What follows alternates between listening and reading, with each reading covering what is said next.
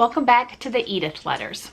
Letter number... Like red carnations on the tablecloth, and a handwritten letter, oh that's fading art. It says, to my dearest. I am really excited about this letter because it is the longest letter yet. It is 4 pages long. But what really excites me about this letter is that it is almost like your fairy tale love letter in a way. He even includes an analogy that I think is just really going to not melt your heart, but will make you understand the scope of how much he loves this woman. I'm also going to do something a little different. So normally I read from my notebook that I have transcribed the letter to.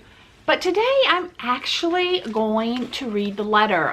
This one was a tad bit easier to read. If you've watched like the introduction to the Edith Letters, you know that I transcribe these because, you know, the writing of the days back then and the ink and the paper sometimes make it hard to read. And I didn't want you to see me stumbling over a word because sometimes I actually had to get a second opinion on what a word was, because it was really, you know, really hard to read. But I think this one should be okay, and it was just going to be neat to actually be able to read from the actual letter, the paper. I'm very careful with these letters. Before I handle them, I wash my hands, like scrub my hands, dry them extremely well, even wait after I've dried my hand to actually touch the letter. When I do hold the letters, I don't grip them very hard. I try not to, you know, I handle them with care because it is very flimsy paper. It is old paper. And I just want them to be preserved, you know, forever, for as long as possible. So let's get into this letter written December 7th, 1925. Well, here goes for the second time. I hope you have had a little patience since writing yours, as I know you haven't said anything, but then one can never tell what is on that little. So I forgot to mention what I'm going to do, because he underlines, he wants to stress a lot of words. So when he does that, I'm either going to actually show you the word that he has stressed, or I'll just do this and you'll know. There's also 1 or 2 places where he has put something in parentheses. I'm going to like just do a little parenthesis sign, like this little backwards C here, to let you know that that certain phrase or line was in parentheses. Okay, so where we left off. Little mind of yours. You never do tell me anything which you think I shouldn't know anyway. I wish you would once in a while. You surely have told me a lot for which at one time I could not see much hope. Well, sweetheart, time will tell. I hope so. Don't you? You, I don't believe I will mourn over that new maid of yours. I have an idea that it will be you or mother who will do all the mourning there is to be done, unless she, mother, trains her in a short time. That will be a hard thing to do, I'm afraid. Take it from one who knows. Now we get something special in this letter, and he has actually drawn something, so let me show you. Pinning these on myself nowadays, well, you know that if I don't, nobody else will. You won't anyway, and you are the only one who amounts to somebody in my mind. And now we move on to page 2. Well, since I have been eating your candy, I have not had so many headaches. Hooray for your side.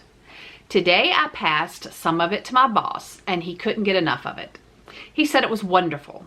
I told him it was not nearly so wonderful as you are. He said he believed it.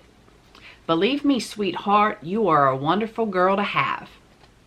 I surely am flattered when I can call you sweetheart, and that you probably feel the same about me. Say you do, please. I long for you to say yes, I do. Let me always call you my sweetheart. If you would do that, I would never worry again about any would-be rivals I might have. But I am afraid that might is very mighty. Really wanted to stress a lot of mights there. You have the same ideas about that girl at school as I have. If I have any say, we, if that be possible, won't you think of such a thing until after about 5 years of steady company. If that will ever happen, say there is hope. Please, won't you? I got a notice, some English, today to come down to the post office for a package which came there COD. We're on to page 3. It, the notice, was at home on my desk when I got there. When I asked Mother why she didn't take it, she told me she knew nothing about it, that I should have told her. Anyway, I suppose I should have left some money for her to take from. All this is very interesting to you, I know, but I am doing my best to make it as interesting as possible. Maybe you will get a letter from someone at Madison who's more interesting than I am. Well, I hope not anyway. In your last letter, you said, now remember, I don't read or speak French. Petit Amir, am I to understand that you mean just a little love? You know, as in a lamp. If there is but a small amount of wick to burn, the flame is small and dim. But if you turn that wick up, the flame becomes great and bright. But you have to know when to stop turning, or you spoil the effect with smoke. Well, now the explanation of that brain throb, as you may now be calling it, is to be found on the next page. So turn to page 4. To start from the very beginning of the procedure, our case was, just let us suppose, in the very beginning, like an unlighted lamp in the dark. When we first met, this lamp was lit. This light was very dim, as was our fondness for each other. Well, as time went on and we began to understand each other, it was like turning the wick up higher. The light got brighter and brighter, so that the fondness, or love, let us call it, became greater. Let us hope it comes to all its glory and brightness, that either one of us, and in fact, as bright as I have longed for it, but that we never try to make it too bright. Now think of what I mean and understand me correctly.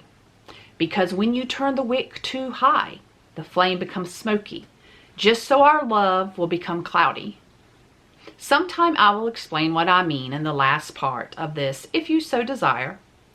As long as we hold on to ourselves, everything will be the best, and we, with 4 lines underneath, will be the happiest of probably all of our friends. Well, you must be tired by now, so after asking your pardon for this awful mess, I beg to be your humble lover. P.S. I long to hear you call me sweetheart. We've heard that quite often, haven't we? He really loves the phrase, I long to call you sweetheart. Once again, he is claiming that the candy that she makes helps relieve his headaches. And evidently he talks quite often about her at work because You know, he's stating that the boss says that he totally understands how wonderful his girl is. Once again, he seems very doubtful of her feelings for him. He's almost begging her to just please, you know, love him as much as he adores and loves her. And I will at the end, during the outro music, show that French phrase, those two French words at the end. Always watch to the very end, because I'll include parts. You can actually see parts of the letter more clearly and in detail at the very end while the outro music is playing.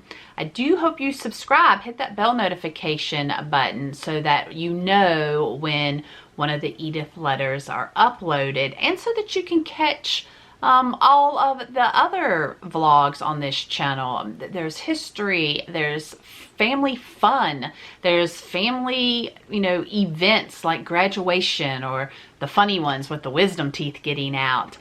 There's a lot of different content on this channel that I hope that you will become part of and subscribe. I was actually a little surprised about the fact that they had COD back then, cash on delivery. So of course I had to look it up, and yep, in 1899, a businessman by the name of Harry H. Charles pitched a collect on delivery idea to the United States Postal Service because that would kind of help the type of business he was in, and it kind of took off from there. So cash on delivery, cash on demand, collect on delivery. It had several different types of names, but evidently collect on delivery is kind of how he brought it up. So I am going to insert a picture that I found from the Postal Museum of kind of what a COD slip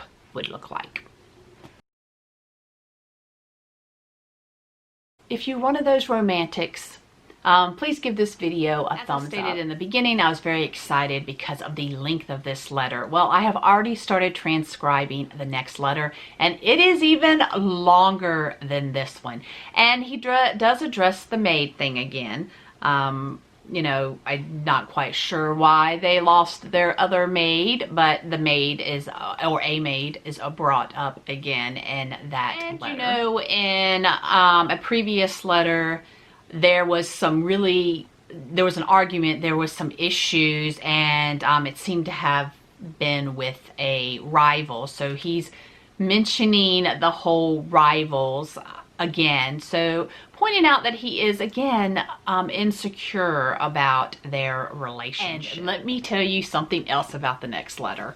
I'm super excited because he mentions something in the letter, something that I didn't know about, and I'm actually going to purchase because of what he said in this letter. So stay tuned. So of course I know that you want to know what happens in their relationship, and again, subscribe so you don't miss the letters.